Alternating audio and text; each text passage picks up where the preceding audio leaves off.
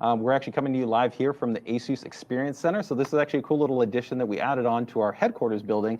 And it's been designed to kind of just be able to give the community an opportunity to be able to come in, check out some of the latest and greatest hardware that we have. Also maybe be able to have the opportunity of doing what we're doing here, which is be able to invite, fellow kind of enthusiasts, overclockers, gamers into our space to be able to do cool things and hopefully be able to bring you streams like this in the future. So with this stream specifically, we want to actually get a little bit more into one of the really cool parts about PCDIY, which is overclocking. So, I've been into PCDIY for now literally more than 20 years. And I think probably from my very first system, I've been into overclocking. And we've got two overclockers here with me, which are going to talk a little bit about their experience with overclocking, the hardware experience, how kind of ASUS is aligned with that, and also talk a little bit about what we've got going on in the other room where there's some pretty cool stuff that's happening, overclocking both some Intel platforms, some AMD platforms, some GPU overclocking, a little bit of everything. So first and foremost, why don't you go ahead and introduce yourselves, guys? So yeah, my name is Jiacheng Liu. I am an undergraduate student from UC Berkeley, and well, I kind of organized the non-ASUS part of this event where ordering the liquid nitrogen. I'm the person who reached out to JJ and via Facebook message. I was thinking, oh, this is going to be a long shot. So I messaged him saying, hey, can you sponsor us some liquid nitrogen? And JJ was generous enough to offer this experience center as the venue for all of this happening. So extremely grateful for everyone from the team of ASUS and everyone who trusted me and participated in this event. So I guess my online handle is Yosarian Lives, or I know a lot of people call me just Yos for short. But yeah, as far as the XOC, the extreme overclocking aspect, I've been messing around on hardware bots since around 2017. I think it's actually great. The thing that actually got me really into competitive overclocking was a competition sponsored by ROG. So that was like a team-based competition. I was on r/overclocking at the time, and Reddit for those guys yeah, that are out there. Yeah, on Reddit, and they're like, hey, we have this team, and there's all these stages, and they need all this different hardware, and it's like anyone that can help us fill this out. And so it was around the time of first gen Ryzen, and I happened to have a Crosshair 6 Hero at the time, and I think I had an 1800X because of course you got to get the top model. And so I started just like, pushing and seeing what I could do on like air and like a small water loop I had at the time. And learning the tweaking. And from there was pretty much, no looking back. I mean, first, I think the next thing I did within like a month of that was I found a car radiator on Craigslist, like an old like 1960s Mustang where it was still copper brass. And so I made a water loop with that. And then I was, still finding, just wanting more.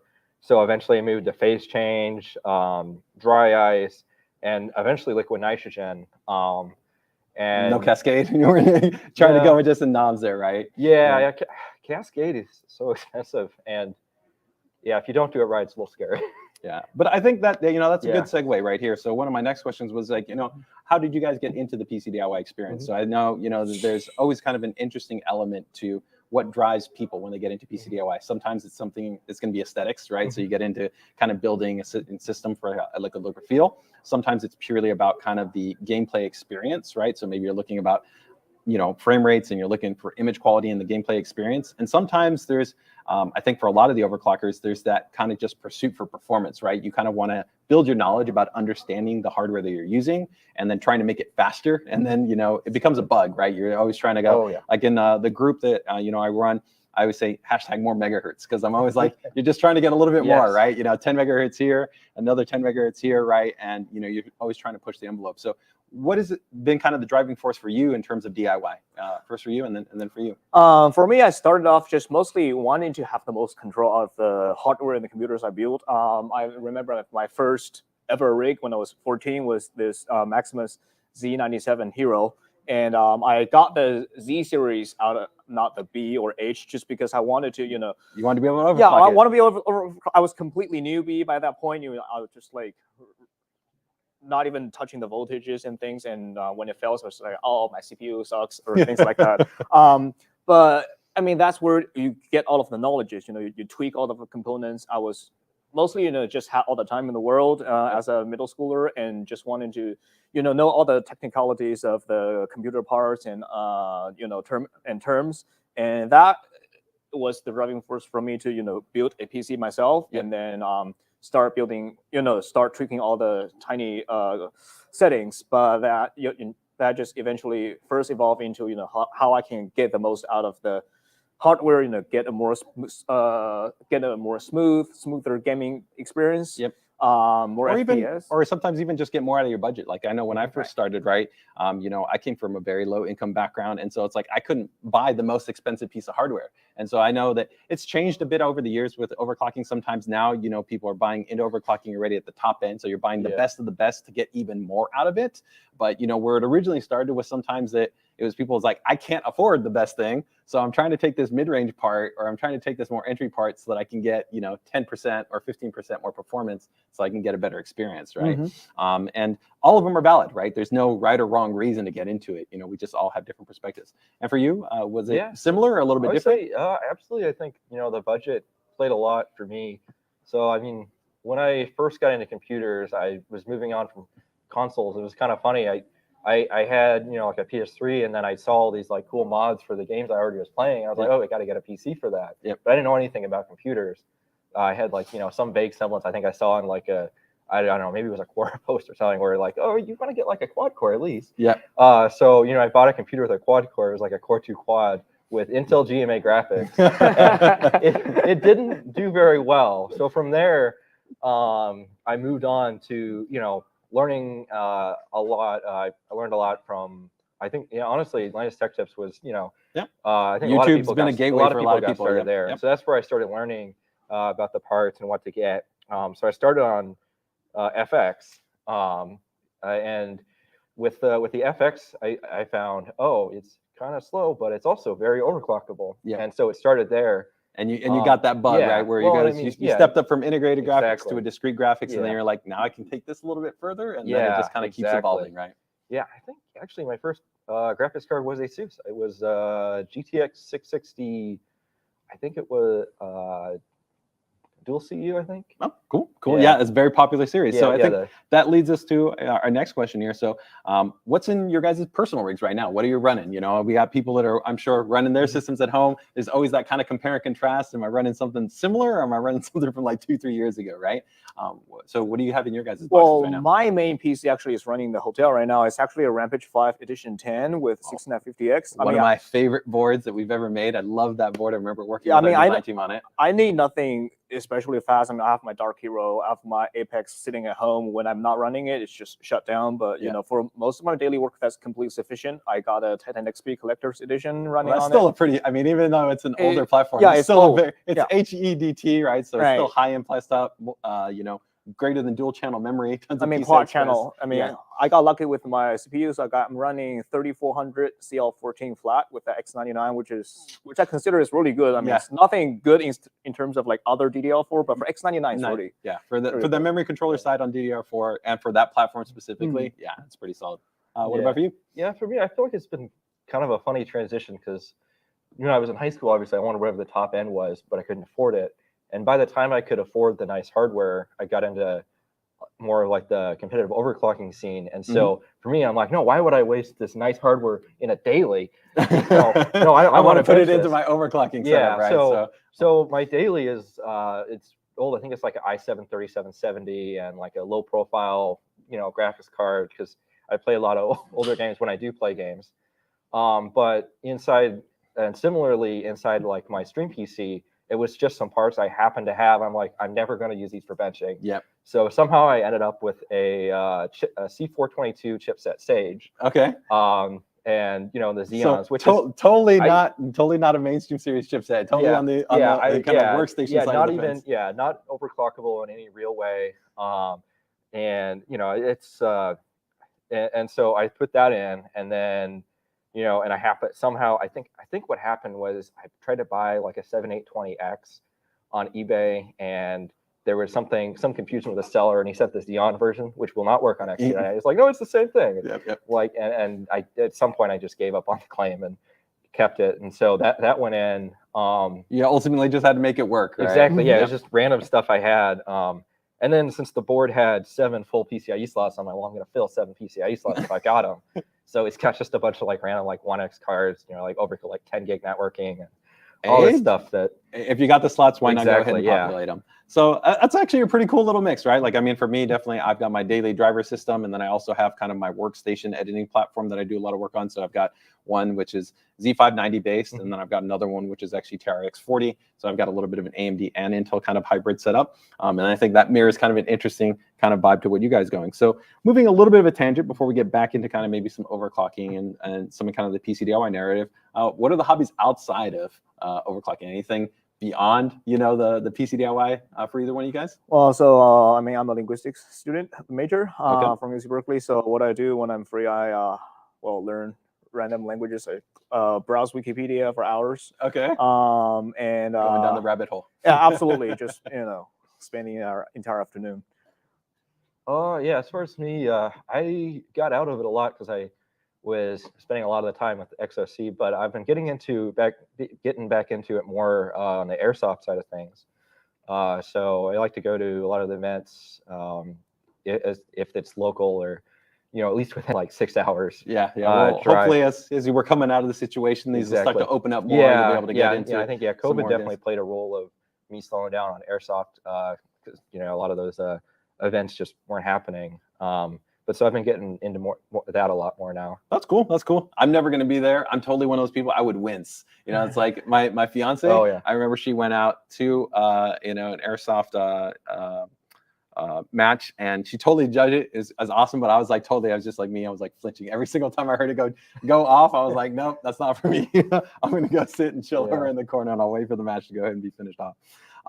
So getting back into overclocking though, what we got going on back there, for those of you who are not familiar, one of the kind of really big platforms that exist out there for competitive overclockers is HWBot. And there's, of course, a large number of essentially different types of overclocking pursuits, right? You've got pursuits that are focused towards memory, pursuits that are focused towards CPU, pursuits that are focused towards the graphics side, right? And these all fall under two benchmarks, right? And so you tend to find generally that there's overclockers that gravitates towards a specific benchmark.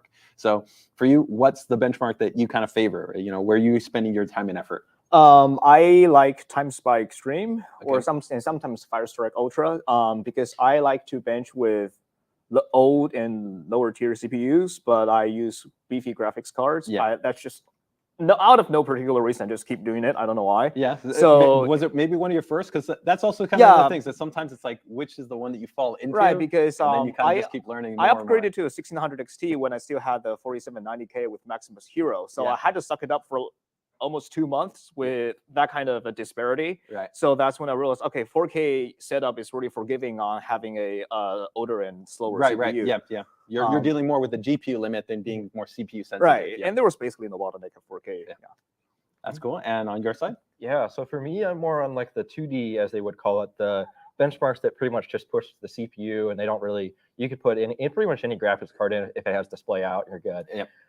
So I would say the two that I really enjoy the most and find the most interesting for me are on HWBot, they have a benchmark that's kind of made by someone in the community called X265.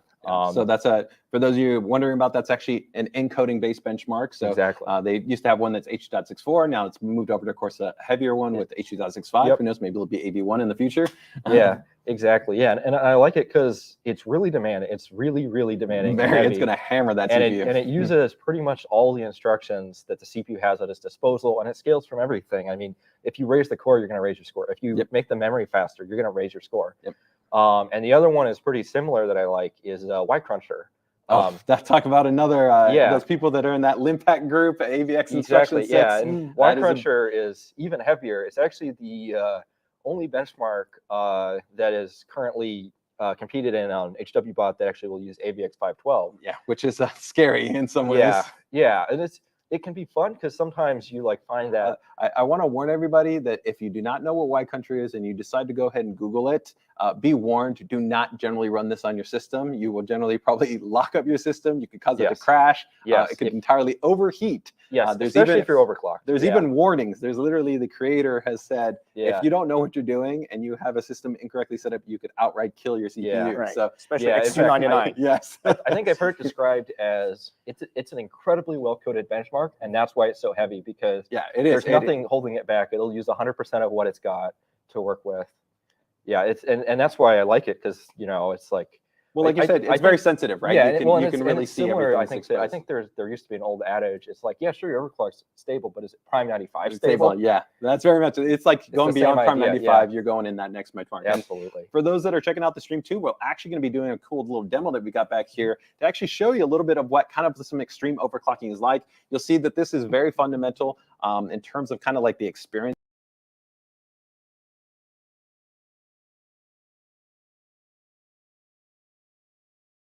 We've got our systems, we've got chassis, and everything's all inside there. And you can definitely do an overclock within that type of environment. But when you go about a little bit from that hobbyist perspective, you want to be able to easily access maybe special functions or features, maybe buttons that we'll have on the motherboard. You want to maybe be able to have a little bit more direct targeted airflow. You want to be able to swap pieces of hardware out. So he's got a test bed set up right there. There's a pot that's on there, and we'll be actually jumping into that a little bit. I think we're going to be doing some CPU overclocking on that one. Yeah, it was. Okay, very cool. So we're going to be going into that in a little bit there.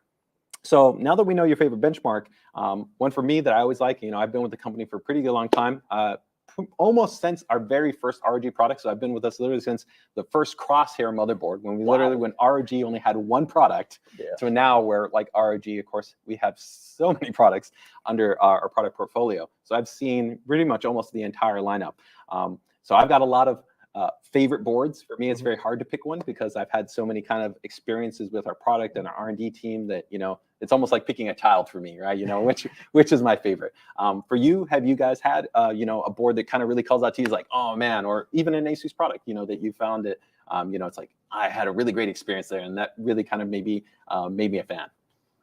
For me, actually, the CROSSHAIR 8 Dark Hero was particularly pleasant. A lot of people love that board. I think it's the first board that introduced the dynamic overclocking system. So for those who don't know, the AMD Zen 3 especially, when you do precision boost overdrive, sometimes it sets a more conservative all-core overclocking frequency, but it can automatically adjust and allows you to go very high on a single core, especially when you're gaming or doing those kind of tasks. So what this dynamic overclocking allows you to do is when you're doing lighter workloads, it keeps the PBO, precision boost overdrive, activated. But when you're moving onto a heavy CPU heavier task, it allows you to go for a manually set up all-core overclocking, so you can have you get the best of both worlds essentially. Right. You're not leaving any megahertz on the floor, right? So it's a really robust feature where it's like you said, you can take advantage of like having a specially turned per core CCX based overclock, and then you could also go in with a customized PBO based overclock.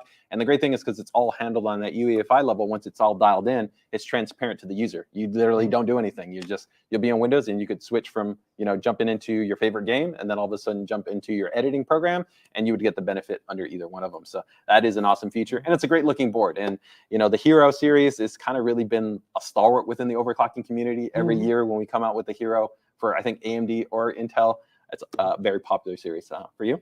So for me, I'd say, it's very, of course, platform dependent. The platform that I spend the most time overclocking on, outside of competitions that have, weird requirements, is AM3. So like 890 FX era with Phenom 2s specifically. And for that, highest clock still I think ever recorded is still actually on our CROSSHAIR board from that era. Something like, I think the 8.7 or something like that. If frequency monsters. Well, I mean, part of that is, truthfully, on DDR3, ASUS, for DDR3 AMD, ASUS are really the only ones that bother. But you didn't just kind of put something out. You really put the effort in, and that's why the CROSSHAIRs are so great. But yeah, so I would say my favorite specifically is the CROSSHAIR 4 Extreme. Because each gen of motherboard, it's going to be tuned for the specific CPU. So like all around, a lot of people recommend like the CROSSHAIR 5, which if you're going to be both benching either just FX or FX and Phenoms, it's a great board because now you just need one board. But if you're going to be benching only Phenom 2s, you're going to get the best experience, the best scores using the CROSSHAIR 4 because it was dialed in for that era, and that's always like an interesting thing. It gets into the dynamics too of what we do in terms of like UEFI tuning and board topology layouts, where sometimes even though when you have interoperability between different generations or new CPUs, when we're kind of designing everything or maximizing everything, like you said, it can be dialed in specifically for a certain platform. And so sometimes you get a better experience when you've dialed it in specifically for that platform. I think that brings us into a question that I already kind of answered. Well, you answered a little bit with dynamic OC, with the dynamic OC switcher, but it's a favorite feature. I know for me, we've done so many over the years, and one of the ones actually I'm trying to actually get our team to revisit and hopefully re-implement, and it's still one of my favorite features, was RG Connect, which for those of you that might be new to maybe the RG family, it's a really cool feature that we built on our motherboards where we actually had a small, what's called microcontroller chip, and it actually allowed us to take something like a phone or a laptop, we could connect it to the motherboard, and we would have low-level access. We could see literally all our clock speeds, we could see voltages, we could clear the CMOS, we could do all these things remotely without having to physically be touching the system, and we could do it in real time. So like if you were in Windows, you know, you could go make the adjustment right here, and it was a really awesome feature. And we ended up moving it out because actually it was just not that used as far as that commonly amongst a lot of users. But for you guys, has there been anything, you know, as far as like a specific function or feature that, you know, you've had through the years, or maybe on a specific board that you've really appreciated? Well, I mean, I just With the dynamic OC switcher, the dynamic OC switcher, but also just the functionality of BIOS flashback. It is particularly helpful if I want to try different versions of BIOS, or just messing with BIOS in general. It's an incredibly useful feature. It also allows me to downgrade. And sometimes if you get like a new, I think it was back in the initial batches of X570, if you get a Zen 3 processors, you need to actually flash BIOS, but some people have to actually borrow someone else's chip just to be able to update the BIOS to make the board to compatible with the Zen 3 CPU. But with ROG stuff, you know, you just plug in the USB stick, you know, flash even it without the CPU or no RAM CPU, no RAM, no graphics card. You literally just need the power supply, plug it into the right port, and click a button, and you're good to go. So yeah, that is an awesome feature, and one that I would probably tag team with that I still love that we have on our more specialized boards like the Extreme or like the Apex is dual BIOS. We were also the first to implement true independent dual BIOSes. So you can have like a dual BIOS, but it might be a backup ROM. But I love actually having true independent unique ROMs that I can boot into. And so that if I want to have one set of profiles with one specific set of parameters, I can go ahead and switch dynamically, right? I can go ahead and just toggle it in and be good to go. Yeah, well, and on that same vein, sometimes different BIOS versions have different amount of efficiency, or they score better. And sometimes it's even down to the right BIOS version for the right benchmark. For sure.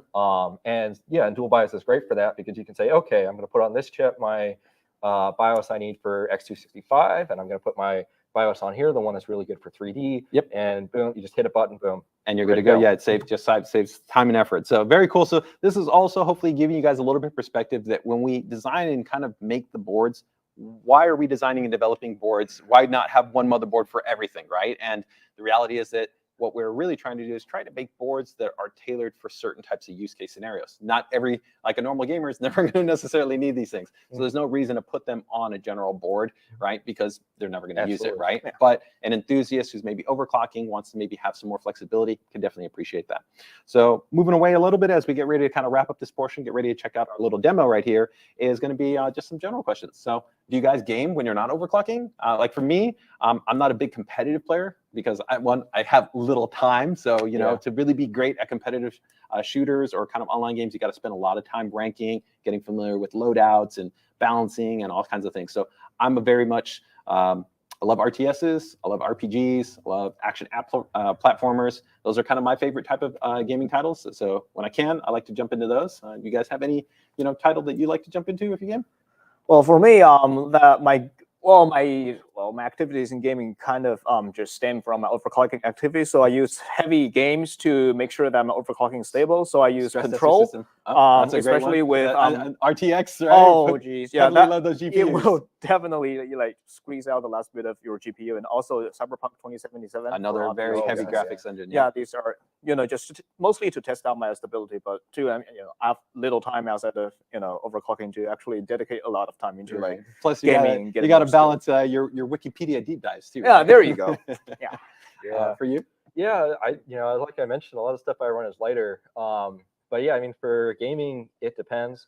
Like I still like to play even as old as like Civilization 3. Oh, of course. Yeah, because and I mean that I think you look at recommended system specs, it says you should try to have at least a Pentium 3, and it's interesting running that.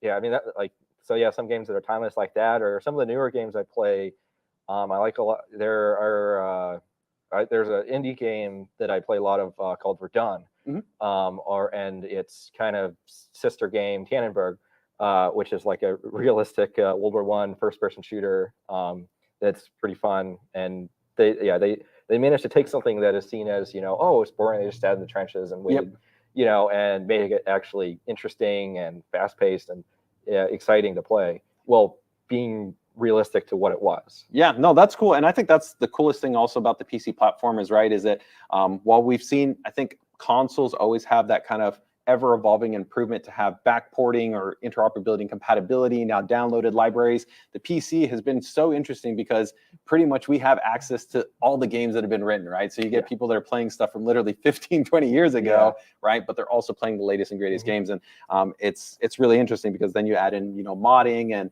all those other things, and it just continues to be a really kind of just amazing platform for gamers, right? So rounding out, last couple of questions here is, anybody got a favorite animal here? I'm a dog guy, first and foremost. So if you're on Team Cat, I'm sorry. I got nothing wrong with cats. Take care of your cats. You know, love them. Provide them all the affection you want. But, you know, for me, I'm a big dog guy. I also advocate, if you can, foster, please. It's great. What about you guys?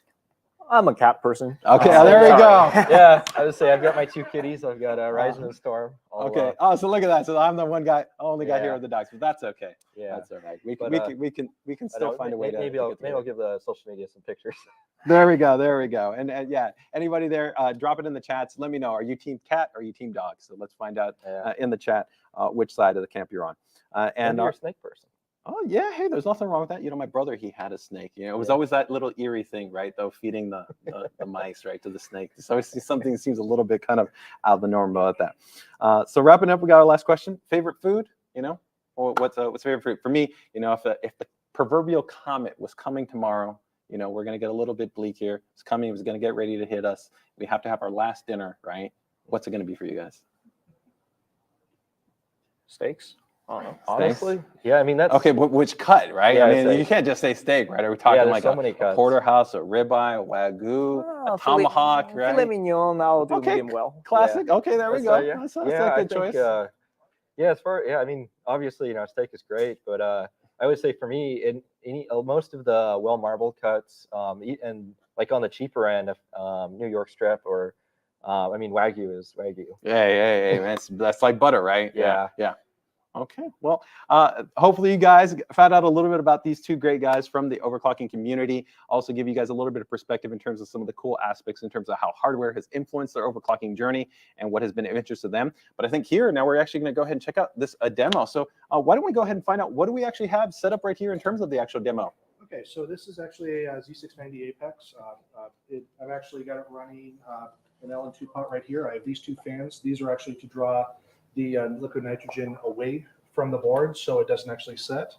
If you notice, the board itself here is actually insulated with liquid electrical tape. This actually allows you, so if any condensation actually gets on the board, it doesn't fry it. Right, and just for kind of reference for people wondering about, right, the reason why we would potentially have condensation is because we got all that heat building up in terms of the CPU, which is underneath this guy, but then we're cooling this down, of course, with liquid nitrogen, where we're bringing it down, you know, that's going to be, you know, 175 degrees Celsius, right? You know, or a little bit of delta too, because of ambience and stuff like that too. Liquid nitrogen boils at about negative 196. And generally speaking, when you're doing a good run and you have the right hardware, you're generally as close to that as humanly possible, which is called full pot. So that's generally what we're trying to get to in most cases, because what it does is it takes the heat out of the equation when you're actually doing this, so you can take your voltage up as high as you need. You can drive it up so that we can bring up those clock speeds, right? So more voltage, more power. Yep. So, and to translate, pretty much, if you're wondering about like, hey, what was that? We're just talking about kind of those gigahertz. When you hear those numbers, that's what we're talking about here. So a nominal CPU for this type of platform, you're going to be talking about like usually about 5.1, 5.3 gigahertz, maybe on a couple of cores. But here the goal is we're going to be looking to, you know, push past that, you know. Get to some higher clock speeds. Maybe what are you thinking here? What are we going to maybe try to get to in terms of kind of frequency? Can we break 6 gigahertz? Oh, easy. Yeah. Okay. Easy. We should definitely be able to do that. I'm actually having him help me with I can't get to the LN2 pin, or the jumper for it. Yeah. There we go. There we go. Did you get it? I guess.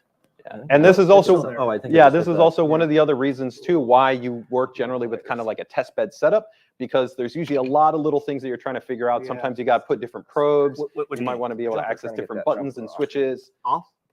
Off, just to the right. We're just, what we're doing now is on these boards, there's actually an LN2 jumper that we're trying to get. Here, I Yeah. got it. Yeah. Okay.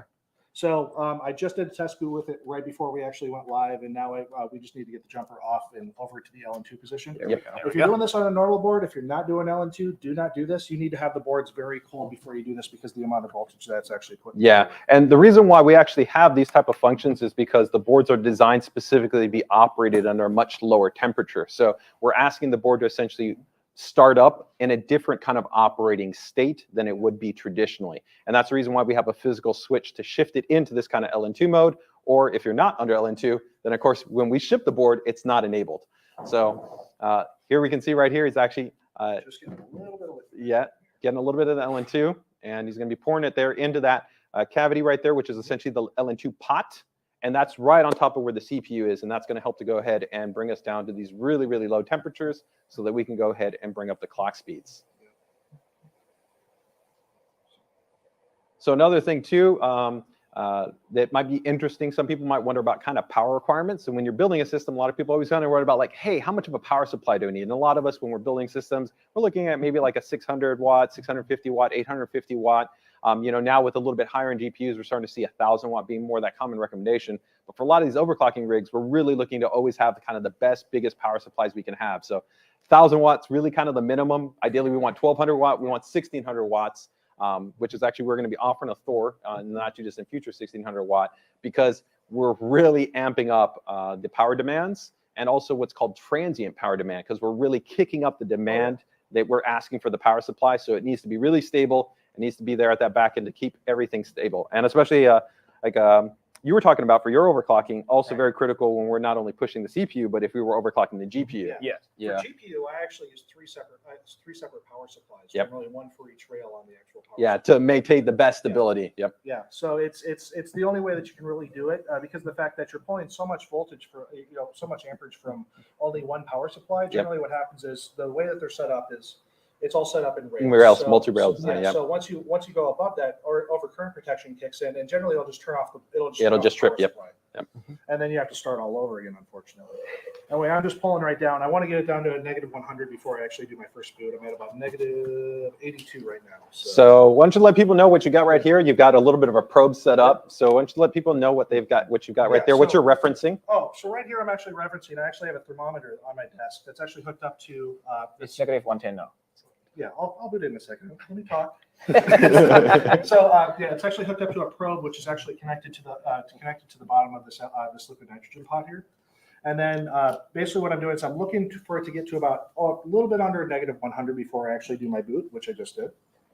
And now what I'm going to do is once it actually boots up, I'm going to be going into the BIOS and actually setting it to get into base LN2 settings actually done, so I can actually boot up into Windows. Very cool, very cool. And the main reason why you've essentially got these little thermocouples set up is that just to help to kind of know what's going on, because when you're doing all these, the changes that you're getting in terms of temperature, they're super fast, they're rapid. So you need to know very accurately, essentially, what's the temperature of what your platform is at.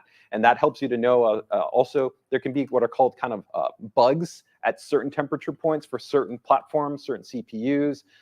And you kind of having an idea of where your system is at is really critical to knowing how smooth the overclocking process is. Now, this is not certainly something you normally have to worry about in a normal system. But again, when you're doing in this extreme overclocking, these are kind of byproducts or characteristics of the way the platform works. So this is going to vary from one platform to another. Maybe like you said right here, where he's targeting about 100, could be a little bit different on another platform, and it could be a little bit different on another platform. It will change, and it can vary based on the board and some other factors as well. It can vary chip to chip. Yeah, I mean, there are some chips that simply do not like to go cold.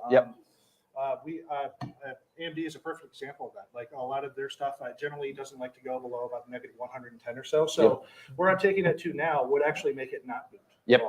Or run. So yeah, that's actually a really great point. I remember when we actually had some really interesting discussions with Intel's R&D team in Portland when we were designing certain performance tuning options in the extreme overclocking segment, where we actually were talking about how can we extend certain options, because we're getting feedback from the the community saying, hey, if we can make it more tolerant so that it can go colder, it allows us to even push it further. And this is actually something that's gotten even better over the years. If we go back, 15 years, it's actually gotten better than it used to be in terms of actually some of the tolerance factors. So this is a lot of stuff that kind of goes around in the background, but it's some cool stuff. And the other thing too is that some people kind of wonder, is like, what's the value here, right? What's the point of doing this? Well, one, it's fun. It's interesting. But I also look at it, it's a way to actually look at also where performance is going. When you know sometimes the peak end of kind of where the platform can get to, it helps you to know what maybe actually that CPU might be offering you, maybe not in a year, maybe not in 2 years, but maybe in 3 years, as we start to get into that technology, as they're improving the processor design. It gives us an indicator, hey, these CPUs, they can really easily hit 6 gigahertz. So maybe we see, 2 generations from now, they have a peak turbo model, and it might be maybe only 1 or 2 cores, but all of a sudden it starts to show 6 gigahertz. It's giving us an indicator of what kind of the architecture and the platform can allow for, right? Oh, absolutely, yeah. So that's a kind of another cool aspect to it, is that it's not just a fun kind of interesting aspect of just performance tuning and pushing hardware, but it also kind of gives you a little bit of perspective of where the technology can go towards. So how are we looking in terms of, where are we at in terms of just temperature in general? Right now, well, actually the thermometer's off. We're pretty much full pot now, which is going to be somewhere around -183 to negative 183 to negative 185 Celsius. Yeah, so which is about negative 300. Yeah, we're getting almost about 300. We're getting super cold here, guys. Yeah, this stuff is cold. It is not fun to play with. Do not drink this. There's basically everything that we're doing on here is stuff that you probably shouldn't do if you like your hardware. So Yeah, keep in mind, of course, if you're wondering, yes, this entirely voids your warranty. So that's the nature of the beast. But the cool thing is that if you want to be able to go ahead and get these really impressive numbers, that's part of just the reality, right? Is pushing the hardware to these limits. So we're getting pretty cold. And have you gotten into the operating system yet? Oh yeah, I'm in. I'm actually setting the voltage right now. Very cool. Setting this to, I'm gonna try 1700 milliamps first. So right now he's just getting ready to start tweaking some of his voltage. So of course, remember, your voltage is what's being providing to the CPU, which helps us to generally, the more voltage you have, the higher that you can drive the CPU frequency. So an example again is if we're doing something like, 12. This is 12900 KS. Yeah, I think it's just 12900. Okay, so either which way, clock speeds are pretty similar, right? But this CPU normally is going to be floating probably somewhere between about 1.2 to about 1.3 volts, depending on its operating state. But once we get it really cold, we can go up and we can really break that 1.6, maybe even get in a little bit higher than that. And that starts to allow us to get into these much higher clock frequencies. So if you remember, I said about the 12900K is usually operating at peak about a little bit above 5 gigahertz. Here, what you said? Like you said, we're going to definitely be sailing past 6 gigahertz. We're going to sail past 60. I was going to chicken clock a little bit. I'm actually going to go. I'm actually going to start with 58. Yep. No problem. And what type of core configuration are we looking at for there? This is 8 core 8 thread. This is 8 core 8. Actually, no, it's a 16 core. So I'm using both the performance E-cores and P-cores. Yep. And so that's the other cool thing, right? A big change, of course, with Alder Lake was the implementation of the E-cores and the P-cores. And when you get into overclocking, there's a lot of permutations, right? We could disable, of course, the E-cores to be able to go ahead and extend P-core-based overclocking, but that, of course, is going to hit us negatively if we're looking at something that can leverage those additional cores in terms of benchmarks. So again, this all goes in, what are you trying to get at? Are you trying to get purely frequency? Are you trying to actually get performance within a benchmark? There's different options right here. Technically, this is actually even more stressful to the system because you have more cores running at a higher frequency as opposed to if we had less cores and we're driving a higher frequency. So that in itself is pretty cool. Even 5.8 is active on essentially those 8 cores. So that's already quite a bit more than what we had before. Oh, yeah, question. Go ahead. What about disabling the iris graphics for more of the There's no IRIX. There's no VRM on this one, so it's actually disabled. Yeah. So this board specifically with the Apex is because we designed it for overclocking. Essentially, we wanted to implement the design to essentially not be held back by having to account for managing the iGPU. But traditionally, yes, in a normal board setup, you wouldn't have that active, so it wouldn't be a limiting factor. But all those options, you can go into the UEFI and you can kind of tweak them if you wanted to. So again, if you wanted to extend certain portions, then you can push it. But a lot of this plays out into binning. So why don't we talk a little bit about binning? I don't know if, of course, the CPU in here has been binned. If you guys haven't heard of that, I'm sure you might have heard of the word silicon lottery. I like to use the word silicon variance. That's just my preference. Yeah. But essentially just what it means is that, if you had, let's say, 15 CPUs, the reality is that each one of those CPUs have a little bit of a different characteristic. And sometimes that can be a lot more than a little. It can be quite substantial in terms of their kind of preference. Right? Are they what are called sometimes leaky? Are they less leaky? Yeah. This can mean that sometimes they like being given a lot of voltage. Some CPUs don't like getting a lot of voltage. Some CPUs can hit higher speeds, and other ones, they just really don't have it in them, and they can't be pushed that high. And so sometimes the reality is you got to literally test multiple CPUs to find the one that can get you a further result.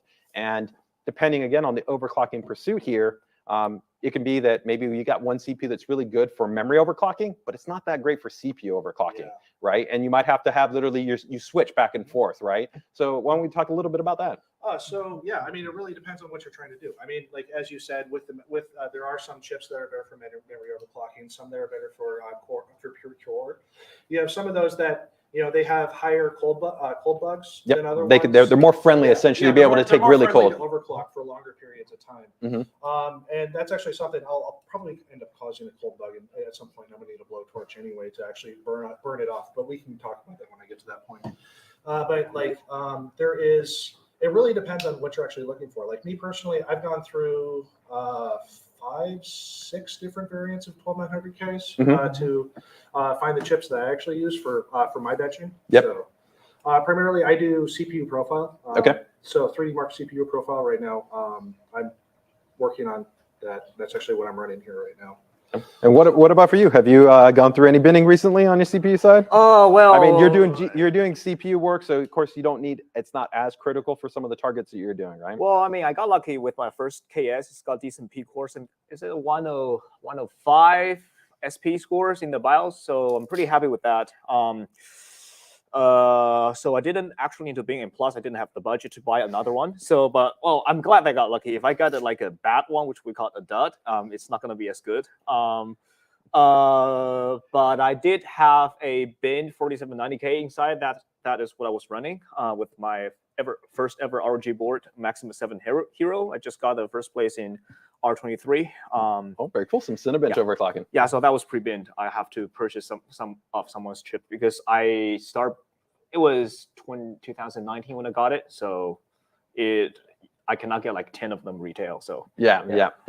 So that's just the nature of the beast. And again, this is just kind of one of those things that it evolves over time, right? Where again, to get in overclocking, you don't have to have a bin CPU, so you don't need to necessarily worry about that. The reason why just binning comes into play is that once you kind of really get to the max of where you're at when you have your current CPU, that's when you can begin to kind of go, it's like, do I need to maybe evaluate getting another CPU so that I can take things further, right? And that's all dependent on where you're trying to get to in terms of the goal, right?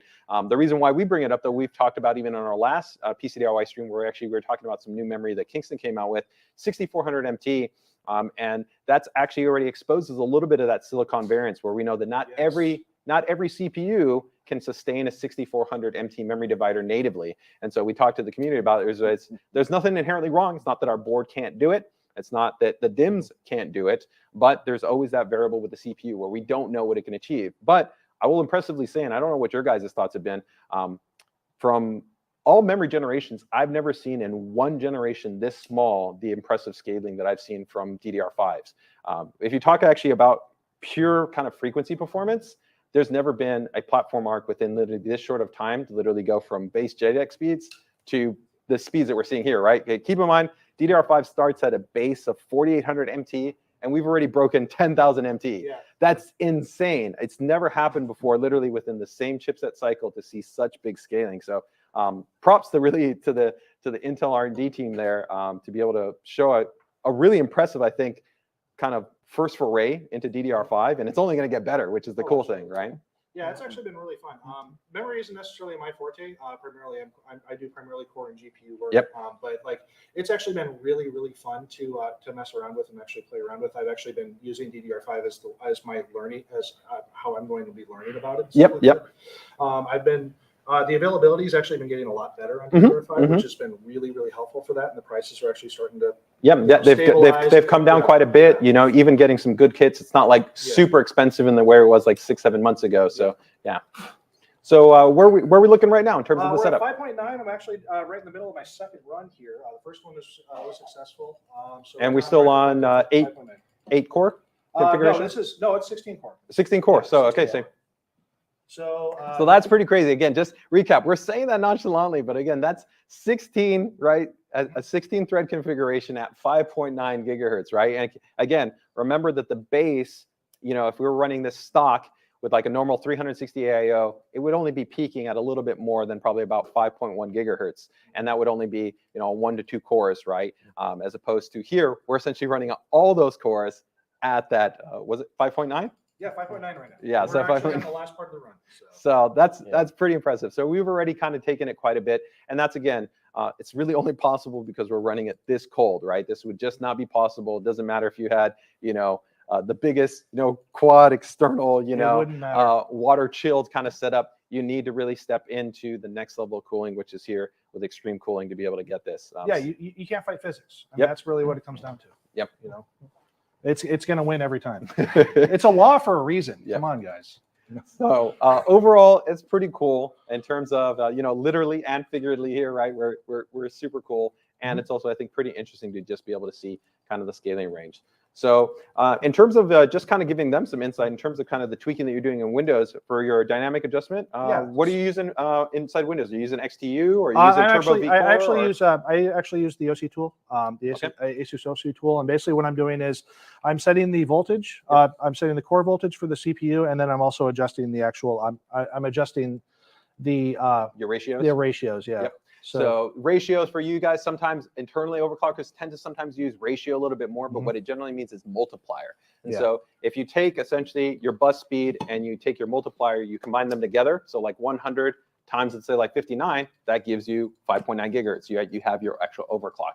And so he's essentially just in the application in Windows, that's talking to the BIOS. So normally for most users, when they overclock, they're going into the BIOS, but he's doing it all dynamically in Windows. And the reason why is because with such a specialized setup like this, you don't want to be going through reboots. No. There can be all kinds of challenges and headaches. Yeah.